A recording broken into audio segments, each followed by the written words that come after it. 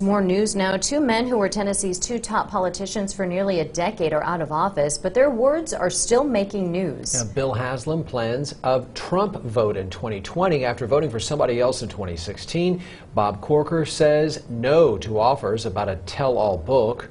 For now, State Capitol Newsroom reporter Chris Bungar caught up with the pairs. They made a rare joint appearance. We begin with a former governor here about his recent decision not to run for the U.S. Senate. I literally haven't had a minute's worth of regret since then.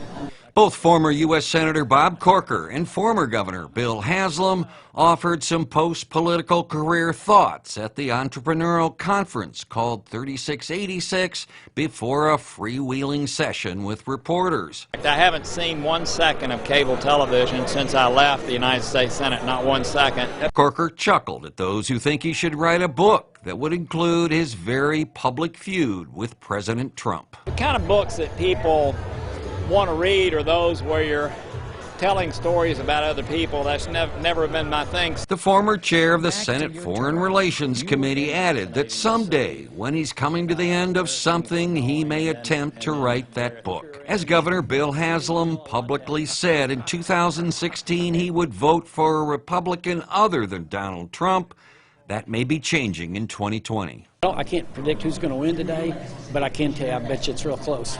But who are you going to vote for? Well, I'm going to vote for the Republican.